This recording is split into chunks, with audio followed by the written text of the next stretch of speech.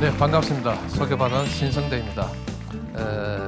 요즘 세월호 이후에 한국 사회가 상당히 답답하고 뭔가 커다란 절벽에 맞닥뜨린 것처럼 답답합니다.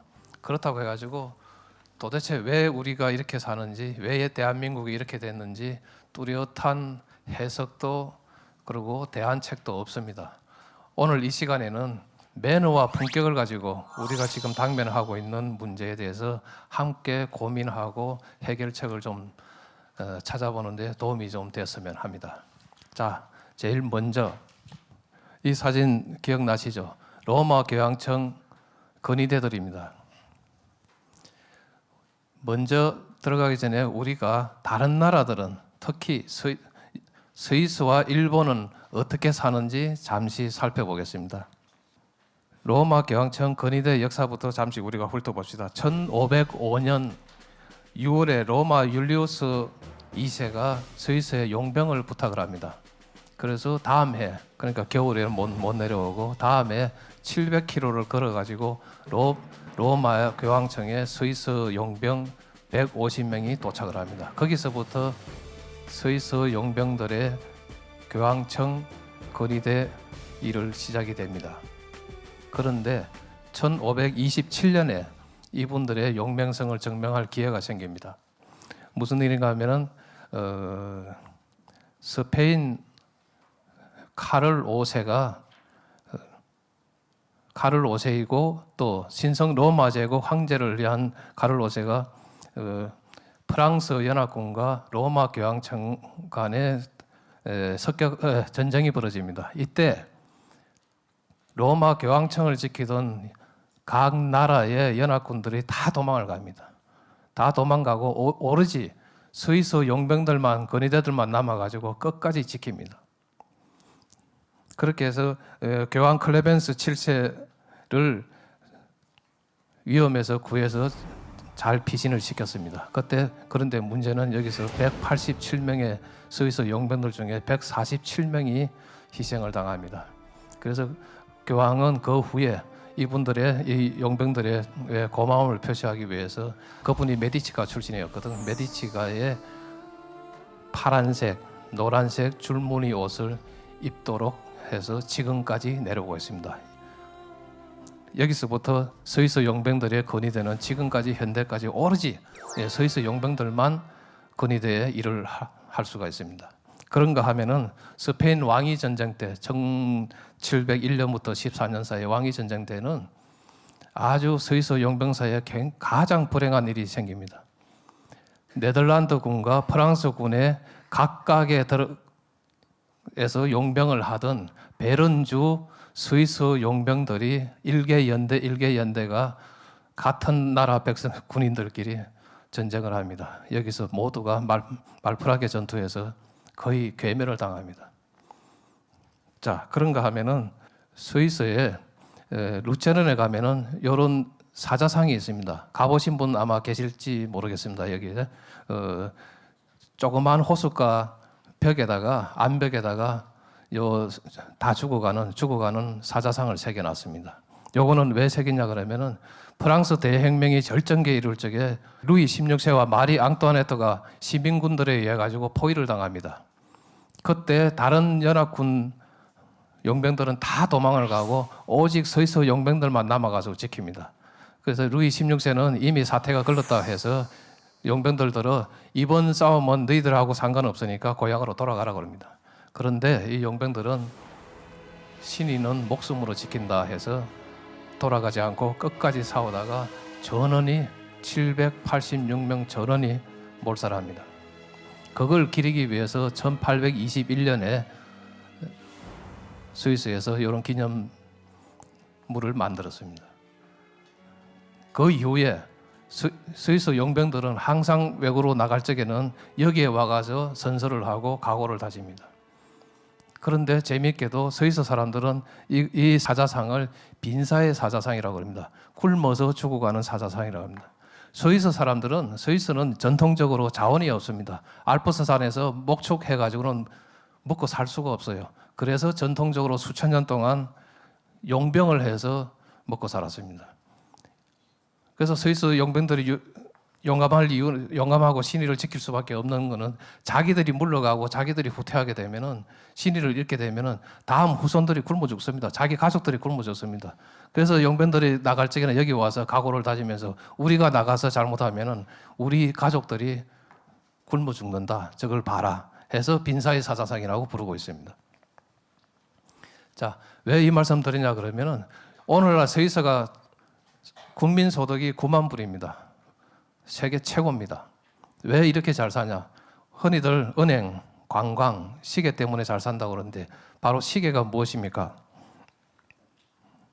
자, 이거 작년 11월 달에 스위스 소드비 경매장에 나온 세계에서 가장 비싼 시계입니다. 이름도 깁니다. 헨리 그레이브스 슈퍼 컴플리케이션 해중시계입니다. 미국의 부호가 아마 기사 보셔서 생각나시는 분 계실 겁니다. 미국의 헨리라는 엄청 부호가 특별히 필립 파텍에다가 주문을 해서 만든 시계입니다. 세계에서 가장 비싼 시계, 물경 263억입니다. 자, 스위스 하면 시계죠. 왜 시계입니까? 시계라는 건 무엇인가요? 약속, 정확입니다. 신뢰입니다. 프랑스 용병 문화의 신뢰를 시계 산업으로 발전시킨 겁니다. 우리가 세계 신사들이 굳이 비싼 스위스 시계를 차는 이유는 이쁘게 잘 만들어서 기술적으로 뛰어나서 사는 것만은 아닙니다. 스위스 시계를 찬다는 이야기는 용병의 신뢰를 차고 다니는 겁니다. 그래서 신사들이 그 시계를 차는 겁니다. 자, 그러면은 또 스위스 은행 우리 잘 아시죠? 스위스 은행이 딴 나라보다 이자를 많이 줘서 세계적인 부자들이 거기다 돈을 맡기는 거 아닙니다. 오히려 이자는 남보다 못합니다. 다른 나라보다. 그런데 왜 맡깁니까? 신뢰 때문이죠. 안전하죠. 그 다음에 요 근래에 와가지고는 전 세계 IT 산업에 데이터 센터가 있습니다. 전쟁이 나도 핵폭탄이 떨어뜨려도 그 데이터는 손실되면 안 됩니다. 그 데이터 저장소가 대개 영세 중립국인 오스트리아와 스위스에 있습니다. 스위스는 군대는 안 가지고 있지만은 굴에다가 핵폭탄이 날아도 전 주민이 안전하게 피난할 수 있는 대피시설 다 만들어놨습니다. 그 기술을 가지고 지금 현재 안전산업으로 활용을 하고 있는 겁니다. 데이터 저장소 스위스에 갖다 놓으면 가장 안심이 되죠. 그리고 그 입구는 굴에다 파놓고 넣어놓고 입구는 스위스 용병들이 지킵니다. 그보다 안전한 게 어디 있겠습니까? 그리고 또 전 세계 보석상들이 있습니다. 보석산업, 주얼리 산업들이 있죠. 이 회사들은요, 자기들 보석들, 주얼리들 보관하는 창고는 비밀입니다. 직원들도 잘 모릅니다. 왜 그러면 그거 알려지면은 남들이 노릴 거니까요. 강도들이 노릴 거니까. 그래서 그 비밀 보석 창고들이 전부 다 스위스에 다가 있습니다. 제일 안전하니까요. 자, 이처럼 스위스는 이미 국민소득 9만 불인데도 불구하고 다음 천년 먹거리 다 준비해놨습니다.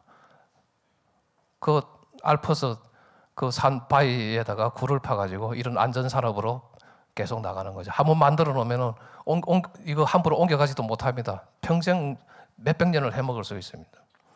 자, 신뢰가 이렇게 자원으로 만드는 데가 스위스입니다. 그런가 하면은 일본은 에티켓을 자원화로 성공한 나라입니다.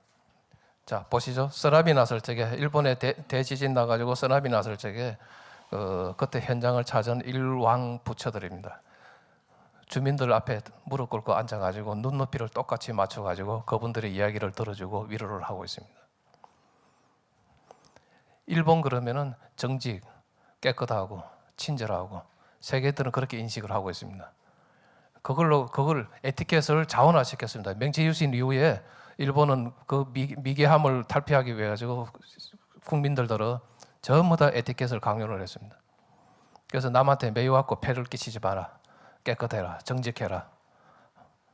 항상 그렇게 가죠. 지난번 쓰나미 났을 적에 그 줄 서 있는 거 보셨죠? 물 한 병 사기 위해서 수백 미터를 줄을 서 가지고 전부 다 한 사람당 한 병씩 사들고 나왔습니다. 전 세계 사람들이 그걸 보고 오히려 소름 끼칠 정도로 놀라워했죠. 그 시민의식 때문에. 그게 일본의 자원입니다. 에티켓을 매뉴얼 시켜서 일본 문화를 만들어낸 겁니다.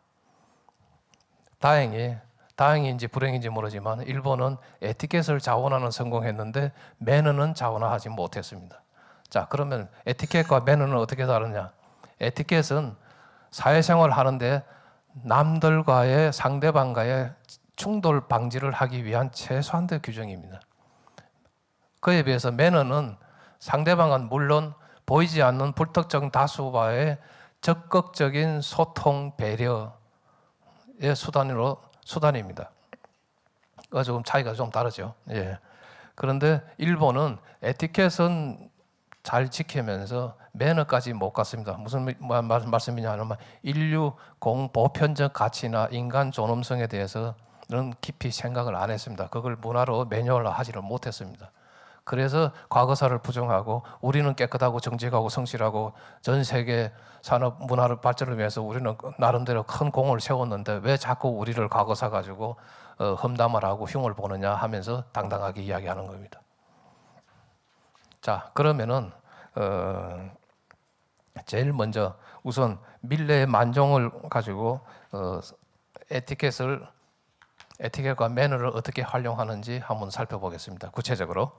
자, 여러분 잘 아시죠? 옛날 이발소에 다 걸려가 60년대 이발소에 다 걸려가 있었습니다. 이발소에 있는 그림이죠. 그 다음에 이 그림하고 똑같이 걸려가 있는 게 있습니다. 혹시 기억나시는 분 계세요? 이발소 가면은 60년대 이발소 가보신 분 옆에 보면은 액자에 보면은 그런 시가 하나 있습니다. 시 푸시킨의 시인데요. 삶이 그대를 속일지라도 슬퍼하거나 노여워하지 말라. 예, 그 시입니다. 그 시와 밀레 이거가 똑같이 걸려가 있습니다. 그때 그 당시 춥고 배고프고 힘든 시절에 그렇게 위안을 삼으면서 위안을 삼으라고 용기를 주던 그 시와 그림입니다. 자, 이 그림은 1860년에 밀레가 당시 미국 그림 수집가 스테반서에 해서 1000프랑의 주문을 받아서 그랬습니다. 물론 나중에 2년 지나고 나서 그림이 완성되고 난데 그림은 인수하지는 않았고 이 그림은 여러 사람 손을 거쳐가지고 프랑스를 돌다가 나중에 미국으로 건너가게 됩니다. 자, 그러면서 그 후에 이 그림이 밀레 사회에 어마어마한 가치를 지내가지고 인기를 누립니다. 프랑스 순회 공연을 하고 순회 전시를 하고 또 미국 가서 순회 전시를 하면서 프랑스 사람들이 가슴을 칩니다. 가슴을 치면서 저 그림을 자기 고국에서 지키지 못한 것에 대해서 자책을 합니다. 그러다가 1889년에 미국 경매에 여러 사람 손을 거쳐가지고 마침 경매에 나옵니다. 그래서 루브르 박물관, 프랑스 정부까지 나서가지고 그걸 가져오려고 했는데 안타깝게도 미국 예술가 협회에 넘어갑니다. 50만 프랑에 넘어가고 다시 본국으로 못 돌아옵니다. 여기서 프랑스가 발칵 뒤집어졌어요. 다들 난리가 났습니다. 저 그림 프랑스가 어떻게 밀레의 만종을 고국으로 못 가져오냐 해가지고 국민 모금 운동까지 벌어집니다. 그래서 전 시민들이 돈을 모아가지고 그걸 살려고 돈을 모으고 있는데 그래가지고는 그것도 턱없이 모자라가지고 그러자 프랑스 다음에 1890년에야 그 프랑스 백화점 재벌인 알프레도 소사르가 어마어마한 거금, 당시 80만 프랑을 주고 그 그림을 미국에서 프랑스로 가지고 들어옵니다. 해서 루브르 박물관에 전시가 되고 몇 년 후 그분이 죽으면서 그걸 프랑스 정부에 기증을 하고 죽습니다. 그래서 지금도 여기에 가면은 항상 밀레의 만종 밑에는 알프레도 소사르 기정이라는 팻말이 항상 붙어가 있습니다. 그 후에 루브르 박물관에 있던 이 그림은 오르세 미술관으로 옮깁니다. 왜 그랬을까요? 루브르 박물관은 프랑스에서 가장 큰 박물관이긴 하지만 거기 있는 내용물들은 전부 다 전시물들은 자기 나라 문화재가 아닙니다.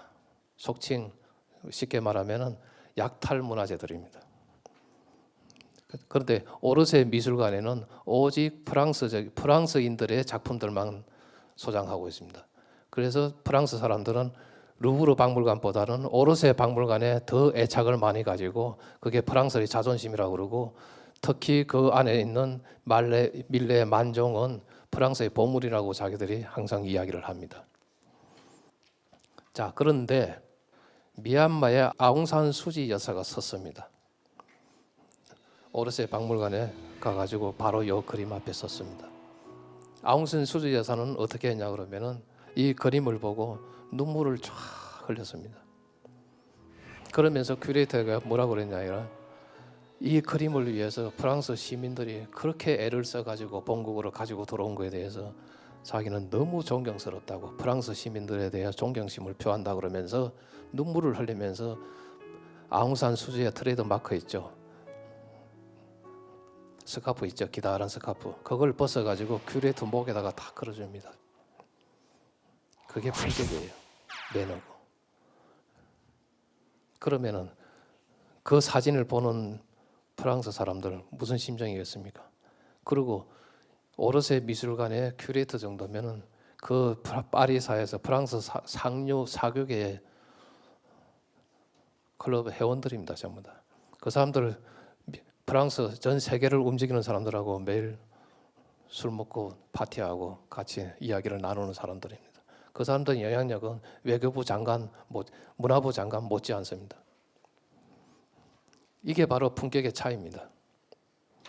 우리가 단순하게 품격, 에티켓, 단순하게 예의만 지키는, 예의 지키고 남한테 흉만 안 보이면 되는 게 아닙니다. 이렇게 적극적으로 나서가지고 높여야 됩니다. 국격을 높이는 겁니다. 품격을 높이는 겁니다.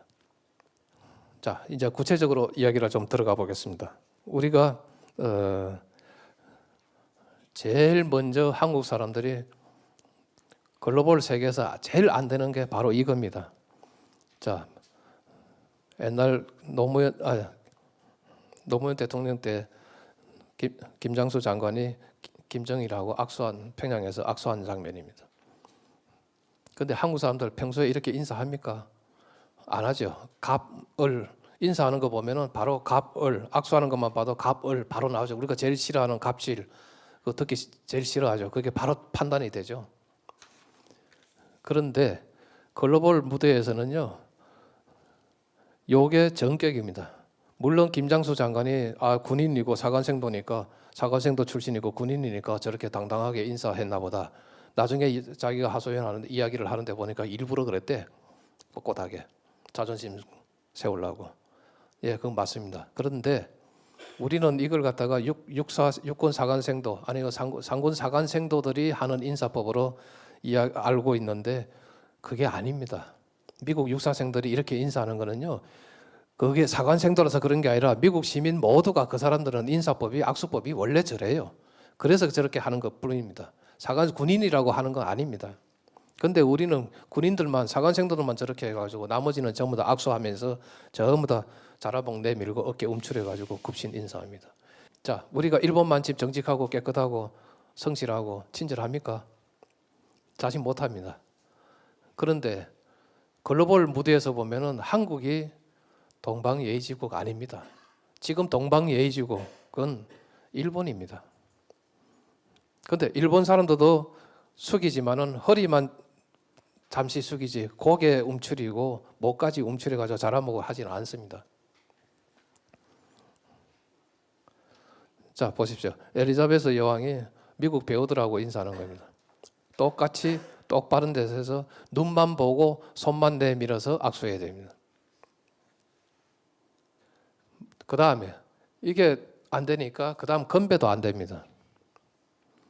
사람을 만나서 인사를 하게 되면 눈으로 하는 거예요. 서양 사람들은 다 눈으로 소통을 해요. 악수를 하거나 건배는 그냥 형식이에요. 눈으로 인사해야 되는데 눈은 못 맞추고 악수하자 그러니까 손을 쳐다봅니다. 손 보면 안 됩니다. 그냥 눈으로 보고 바로 다가가면 됩니다. 그다음에 건배도 마찬가지입니다. 들고 바로 저렇게 잔을 부딪히면 됩니다. 눈을 봐야 됩니다. 그래서 눈을 보지 않으면 상대방이 상당히 기분 나빠합니다. 날 무시하나, 날 피하나, 아니면 이 친구가 하인인가? 그리고 순간적으로 주위를 의식을 합니다. 남들이 날 어떻게 볼까? 아이고, 저 양반 신사가 왜 저런 하인하고 같이 놀지? 같이 식사하고 같이 밥 먹고 같이 악수하고 저러지? 흉이 됩니다. 그래서 이런 거는 상대방 자기를 위해서 그런 것도 있고 상대방을 위해서라도 절대 저렇게 하면 안 됩니다. 정석대로 바로 똑바른 자세에서 악수하고 잔을 부딪혀 가야 됩니다. 그리고 눈으로 미소 짓고 그 다음에 전할 말이 있으면은 말로 가지고 덕담을 주고받아야 됩니다. 자, 그러면은 한국 사람들은 식사할 적에 정말 문제가 많습니다. 우리는 아무 상관없지만은 글로벌 무대에서는 식사 못하면은 비즈니스 못합니다. 모든 비즈니스의 성사 여부는 대개 식당에서 대부분 결정난다고 보시면 됩니다. 회사에서 하는 프레젠테이션은 그냥 형식적이에요. 그런데 그 회사에서 한 프레젠테이션을 과연 이 친구가 그거를 그대로 진실되게 실천할 수 있는지 없는지 체크는 어디서 하냐 그러면은 식사하면서 다 체크합니다. 임원들 하나 뽑을 때 임원들을 위한 직원 채용할 적에는 임원용 나중에 키워가지고 이 친구는 임원이 되겠다, 키워야 되겠다 하면은 정식 직원으로 채용을 하는데 한 300명 중 한 3만 명이면은 300명 뽑아주면 그 중에 한 300명밖에 안 됩니다. 이런 직원을 뽑을 때는 이사들이 반드시 3차 면접은 식당에 가가지고 정규 레스토랑에 가지고 1시간 내지 1시간 반 동안 체크를 합니다. 42개 항목을 체크합니다. 그렇게 뽑힌 친구들은 평생 법인카드를 가지고 식사하고 살죠. 그렇지 않은 보통 사람들은 휴먼 코스트를 해가지고 아무나 대체가 가능한 그런 인력들은 뭐 그런 과정을 안 거치고 그냥 바로 뽑죠. 근데 한국 사람들 중에 그런데 면접에 들어가는 사람이 극히 아마 거의 아직까지 소문은 못 들어봤습니다. 저도. 자, 식사를 하면서 여러분 중에서도 나중에 글로벌 매너 책 읽고 이제 보는 눈이 생기면은 참 남들하고 같이 식사하기 참 어려워집니다. 그런데 서양 사람들의 기준은 딱 그겁니다. 식당 가가지고 바로 똑바른 자세로 밥 먹는 사람들이었습니다. 우리가 흔히 이야기하죠. 육사생들은 직각으로 해서 밥을 먹는다고. 그게 정석입니다. 인간이 인격체니까 손이 있지 않습니까? 도구가 있지 않습니까? 그러면은 항상 바른 자세에서 가지고 가야 됩니다. 그게 안 되면 같이 밥을 못 먹어요. 자세가 안 나와. 그리고 그런 자세를 유지해야 전체 주인장 만들어 전체를 보는 눈이 생기고 시야가 열리고 그 다음에 상대방 마음 속까지 다 보이고 저 멀리 있는 거 보질 않아도 그게 다 보입니다. 비즈니스 그렇게 합니다. 그 다음에 그 요리나 이런 걸 들어가서 거기에서 보통 서양 사람들은 점심은 1시간 내지 1시간 반, 저녁은 4시간 합니다. 저녁 4시간을 어떻게 합니까? 한국 사람이. 그런데 서양 사람들은 그 동안에 온갖 스포츠부터 시작해가지고 교양 이래가지고 4시간 동안 줄기차게 이야기를 하면서 그러게 거기에서 상대방을 파악을 하고 아, 참 재미있네. 저녁을 몇 차례 먹어보고 난 다음에는 저 친구 참 재미있다. 그러면 언제 한번 우리 집에 한번 초대해야지. 집에 초대한다는 이야기는 이제 혹시 친구가 될 수 있을까 싶어서 초대하는 겁니다. 그렇게 해서 가족들한테 보여줘가지고 가족들한테 합격을 받으면은 그 다음에 친구가 될 가능성이 이제 높아지는 겁니다. 그러면 한두 번 초청받고 그 다음에 초청했으니까 나도 또 초청을 해야죠. 서로 왔다 갔다 그제서 친구가 됩니다. 친구는 말은 그때 사용할 수가 있습니다.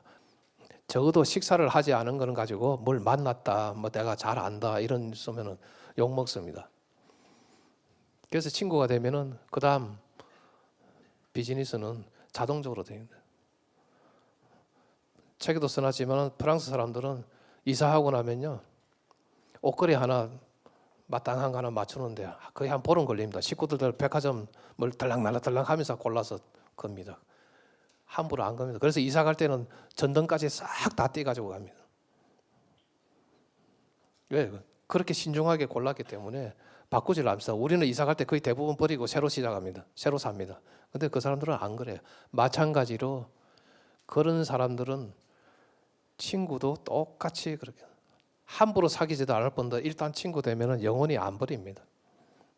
그래서 테이블 매너를 가장 많이 가르쳐야 되고 그 다음에 그게 가르친다 하더라도 한국 사람들은 공자님 말씀대로 식불운이 돼가지고 식사 중에 말을 하면 안 되는 걸로 이때까지 우리 전통적으로 배워왔습니다. 식사할 때는 입 다물라고 그러고 애들이 뭐 떠들면 어른들이 뭐라 하시고 그래서 습관이 안 돼가 있습니다. 그런데 서양 사람들은 모든 교육은 밥상머리에서 다 합니다. 특히 유대인들은 더 심하고요. 밥 먹으면서 밥상머리에서 가족들이 이야기를 합니다. 이야기하고 자세 바른 자세에서 충분히 토론도 하고 그러면서 대화를 나누면서 소통을 합니다. 그게 습관이 되어 있어요. 그러다 보니까 당연히 식사는 1시간 반, 점심 4시간 떠들어야 됩니다. 자, 우리가 그동안 한강의 기적이라 해가지고 교육열 가지고 여기까지 왔습니다. 2만 부를 넘었었습니다. 그런데 지금 우리 잘 아시죠? 교육열 때문에 나라가 이상해지고 있다는 거. 우리가 이때까지는 지식이 필요했습니다. 교수들이 필요했어요. 왜? 교수들이나 지식들은 외국에 있는 걸 빨리 받아들여야 돼요. 지식이라는 거는요, 지혜하고 또 다릅니다. 지혜를 화석으로 화석화시켜 놓고 정리해 놓은 게 지식입니다. 그건 이미 죽은 거예요. 생명력이 없어요. 책에 이미 나왔다, 신문에 나왔다, 그건 너도 알고 나도 알고 이미 다 써먹은 화석이에요. 껍데기예요. 거기다가 생명을 불어넣으려고 그러면 지혜가 있어야 됩니다. 그 지혜는 바로 글로벌 매너라는 도구입니다. 그렇게 해서 현장에 써먹을 수 있도록 아까 말씀드렸죠. 밀레의 만종을 보고 누군들 다 저게 뭐 밀레의 만종이구나 다 알아요. 근데 아웅산 수지는 거기서 울면서 감격해서 눈물을 흘리면서 그런 퍼포먼스를 연출을 했습니다. 그리고 우리가 하도 사회가 사고가 나고 문제가 일어날 때마다 요즘 뭐가 유행이냐 그러면 인성교육 그럽니다. 근데 사람으로서 인성이 바뀌겠습니까? 자, 이거는 태계 선생이나 율곡 선생을 모셔다가 논쟁을 붙여도 해결이 안 날 겁니다. 또 성악설이냐 성선설이냐 하면서 이기론 가지고 끊임없이 싸울 겁니다. 그러니까 인성이라는 것은 바뀌질 않습니다. 그럼 어떡하냐? 임성 교육이 아니고 인격은 인품으로 가르쳐야 됩니다. 인품 교육이어야 됩니다. 그럼 인품은 뭐냐? 매너로서 자기의 감정이나 자기의 생각을 바깥으로 드러내야 됩니다. 그게 매너입니다. 그래서 품격으로 바깥으로 표현을 해내야죠. 그래야 소통이 되죠. 한국인들은 그게 안 되니까 사람을 어떻게 판단합니까? 종교가 무엇입니까? 고향이 어디십니까? 학교는 어디 나왔어요? 잘 사는가 못 사는가? 그리고 나중에는 그것도 저것도 안 되면 관상까지 봅니다. 그걸로 가지고는 어렵습니다. 우리가 빨리빨리 하는데 빨리빨리 문화에는 품격이 없습니다. 빨리빨리가 어떻게 품격이 있습니까? 그래서 그런 걸 놓치고 고도 성장 빨리빨리 하기 위해서 고도 성장하다 보니까 우리가 지금 그 후유증으로 고산병, 잠수병을 앓고 있는 겁니다. 여기서 우리가 앞으로 나가기보다는 잠시 멈춰가지고 과연 우리가 어떻게 살아갈 건지, 앞으로 대한민국이 어떻게 해 나가야 될 건지, 인성교육이 아니고 인품교육, 매너교육이 되어야 됩니다. 거기에 대해서 고민을 해야 됩니다. 우리가 동방예의주의지만 글로벌에서 볼 때는 이제는 동방예의주의가 아니고 글로벌 예의지국이 되어야 됩니다. 과거의 동방예의지국은 왜? 중국에서 볼 적에 동방입니다. 우리 스스로 한 번도 우리를 중심이라고 생각해 본 적이 없어요. 우리를 주인에 놔놓고 생각해 본 적이 없습니다. 자, 동국이란 말이 무엇입니까? 중국에 대해서 중국이 원중심이고 우리는 그 동쪽에 있다고 항상 동방국이라고 그랬어요. 동방이라고 그랬고 동국이라고 그랬어요. 그건 이미 우리는 변방이라는 이야기죠. 주인의식을 가져본 적이 없어요. 진정한 주인의식은 우리가 중심이 돼야 됩니다. 우리가 주인이 돼야 됩니다. 우리 엎드려서 악수하고 이런 거요. 중국에는 없습니다. 그런 인사법. 글로벌 똑같아요. 왜? 중국 상류층들 주얼레, 등소평, 유석이 다들 유럽 유학파들이에요. 월남에 호지명 다 유럽 가가지고 유학 갔다 온 사람들이에요. 그래서 매너나 상류층들은 통해요. 그리고 중국 전통적으로 술 문화나 차 문화나 외식 문화가 프랑스하고 거의 유사합니다. 중국은 일찍이 송나라 때부터 도시 문화가 발달해가지고 음식을 지금 생각해보세요. 그걸 집집마다 만약에 북경에서 다시 집집마다 밥을 다 해먹는다고 새끼 밥을 다 해먹는다면은 중국 아마 바로 질식해서 매일 죽을 겁니다. 사람들이. 근데 중국은 이전부터 송나라 때 도시가 발달하면서 밥을 밖에 나가서 사 먹었어요. 왜? 그게 효율적이에요. 집집마다 불 때 가지고는 감당이 안 되는 거예요. 그리고 그 목재고 뭐고 감당이 안 되는 거예요.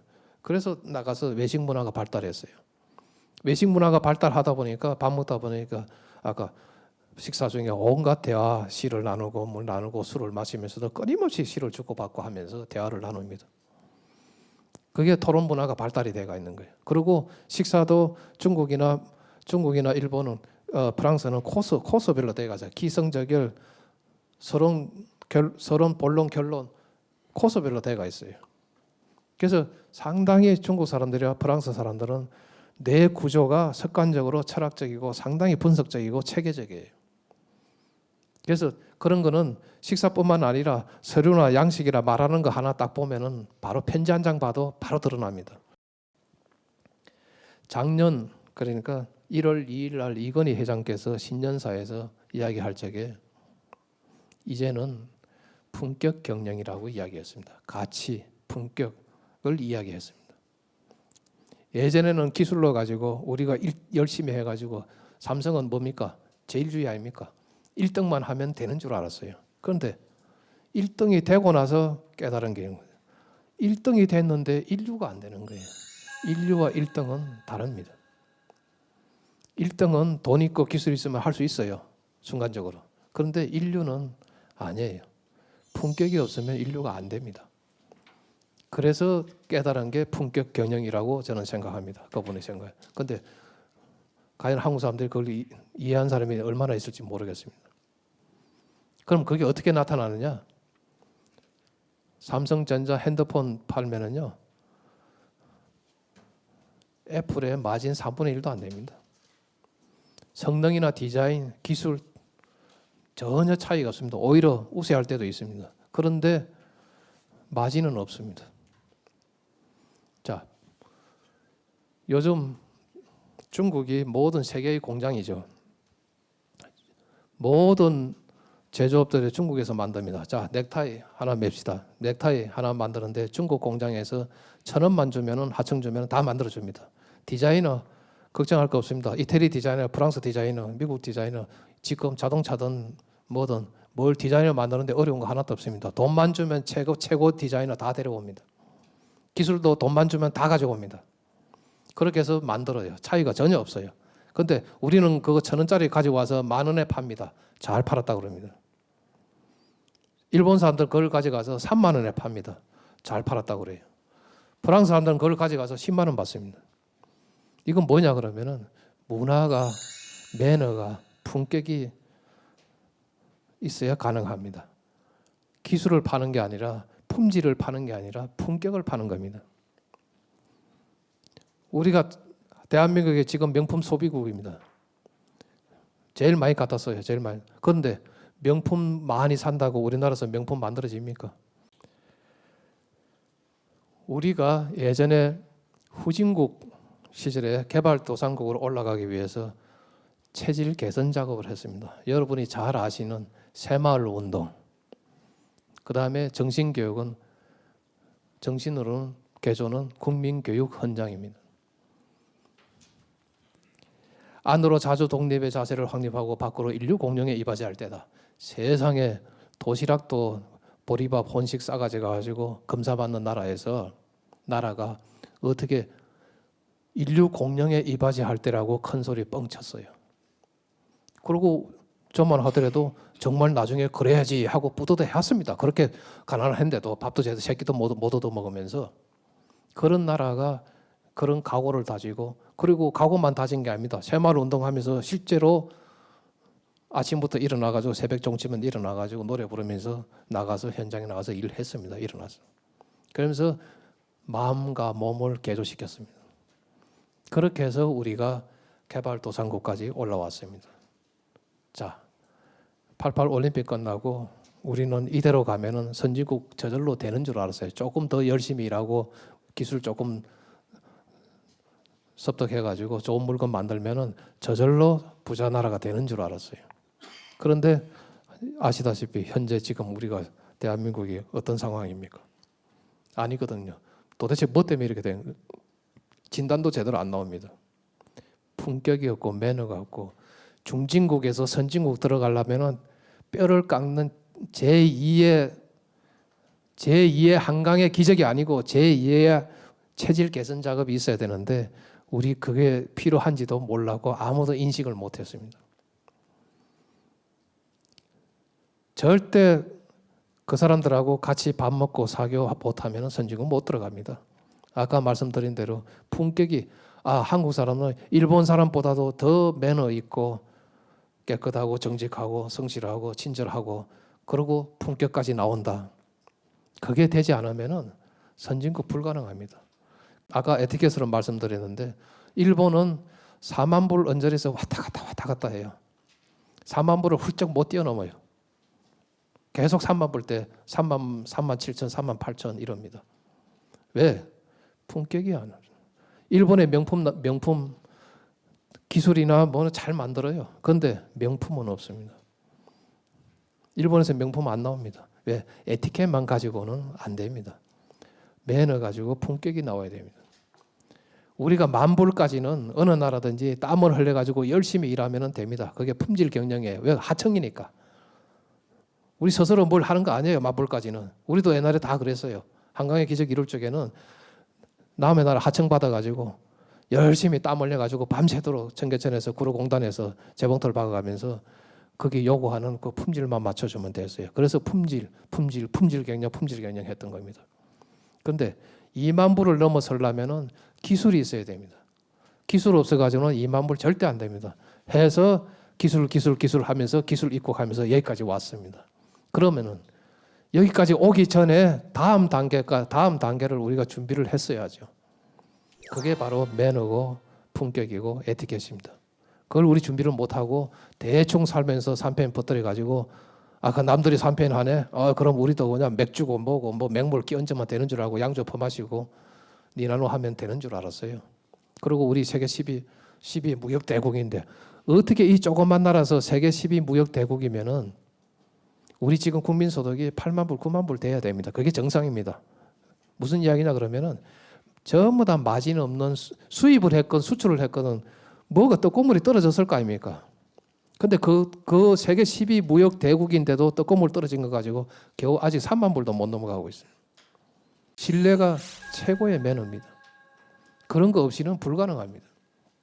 매너 없이는 어림도 없습니다. 헛꿈입니다. 우리가 이 헛교육에서 빨리 벗어나서 아이들한테 제대로 가르쳐야 됩니다. 여러분은 이제 뭐 나는 뭐 다 살았는데 이러지 마시고 지금 보시는 책 여러분이 보실 책이 아닙니다. 여러분 자녀분들한테 주세요. 여러분 자녀분 유학 가 있는 사람한테 주세요. 이걸 해서 그 사회 주류층으로 들어갈 수 있도록 해줘야 됩니다. 이번에 미국의 이민간 그 메릴랜드주인가 무슨 주의 주지사 부인이 한국 부인이죠. 그 사람 한 분이 하는 일이 우리나라 외교부 장관만 못하겠습니까? 생각해 보십시오. 한국에 와 있는 미국 대사는 중국 대사는 중국 대사도 잘 모릅니다. 미국 대사는 기억을 합니다. 나머지 대사 저 말레이시아나 태국이나 월남이나 그 대사들 기억나는 거 있어요. 그런데 어떤 상류층의 부인이 한국 부인이다. 미국의 주커버거의 부인이 중국계래. 그 이미지 하나가요. 얼마나 큰 작용을 합니까? 그래서 시시한 장관이나 대사보다도 한 명의 상류층하고 결혼하는 게 그 사람들은 죽을 때까지 한국을 위해서 일합니다. 정이 있고. 그러면 자기가 뭘 하는 거는 전부 다 한국하고 관련이 있어요. 그 사람이 잘하면 한국 품이 저절로 올라갑니다.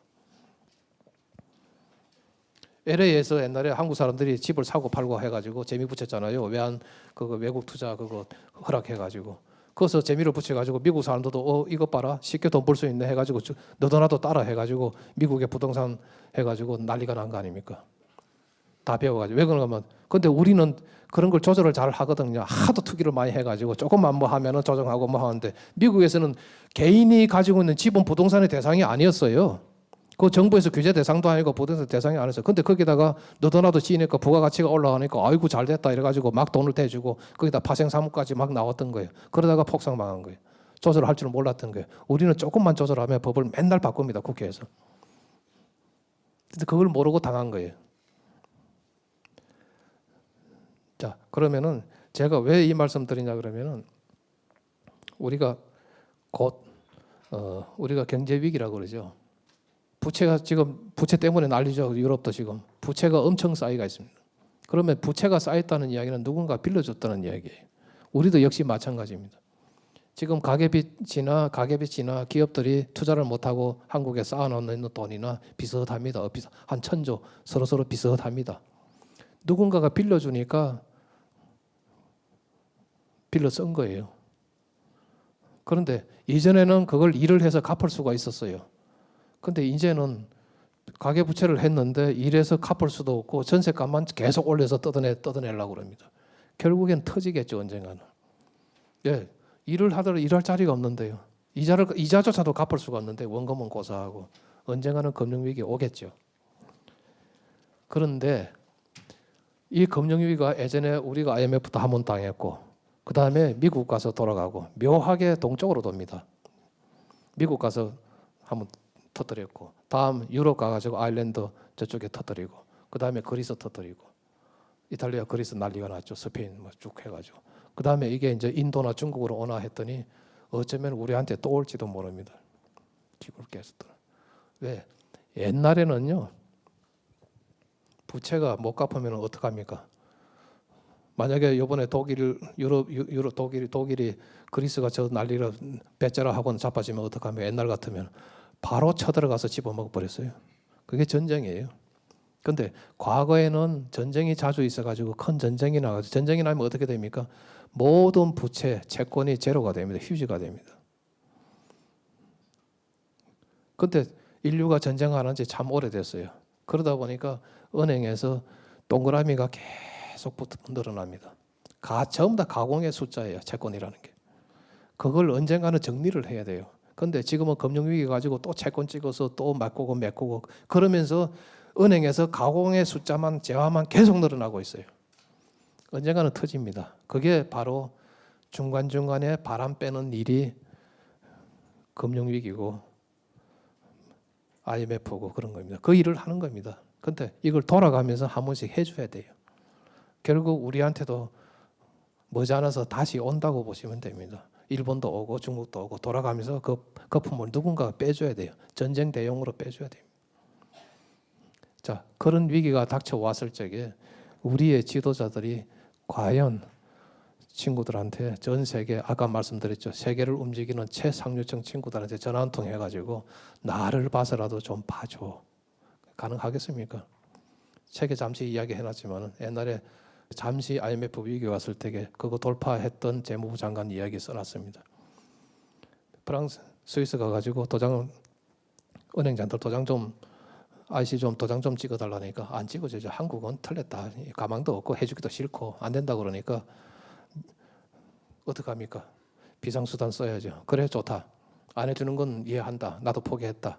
그래서 뭐 여기까지 온 김에 우리 식사라도 한번 하자 해가지고 은행장 둘을 불러냅니다.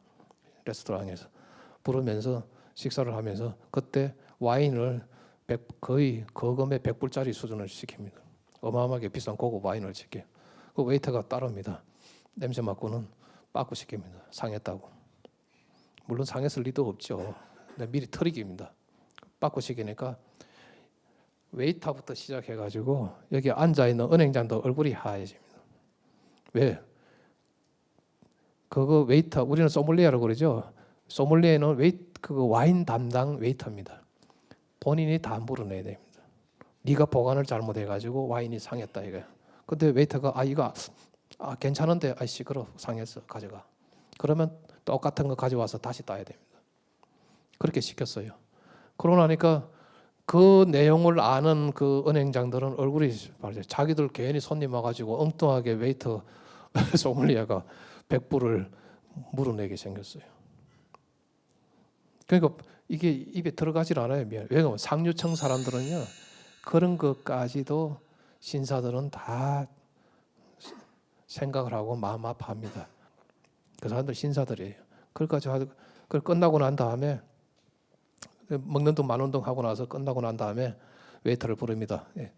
영수증 가져오라고 해서 그 가져오니까 체크리스트 딱 보더니 계산 다 하고 줍니다. 그러고는 돌아서려고 그러는데 아차, 웨이터 다시요.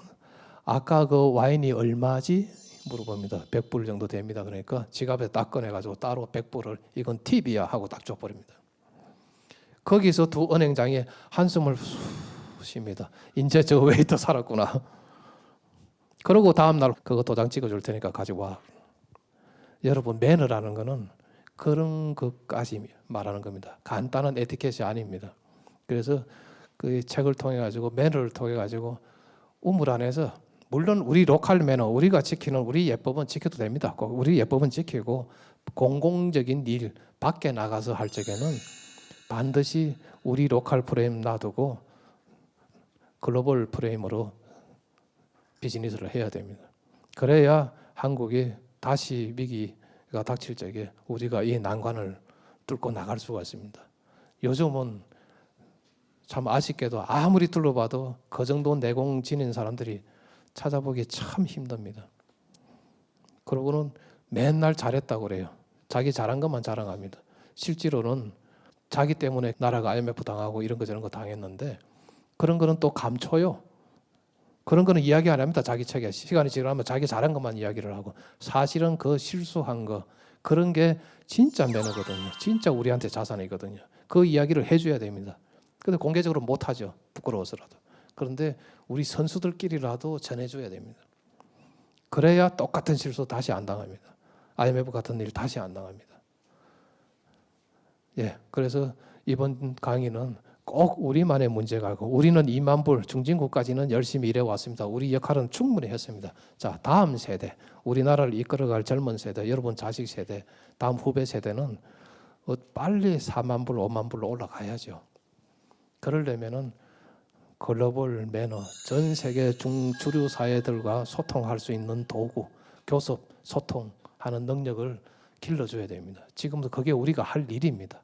나이 많은 사람들이 잔소리 무수하면 안 되고 이걸 자식부터 주변에부터 젊은 사람한테 알려줘야 됩니다. 노하우를 전수를 시켜줘야 됩니다. 예, 그래서 제가 오늘 여기까지 내려왔습니다. 긴 시간 경청해 주셔서 너무 감사합니다.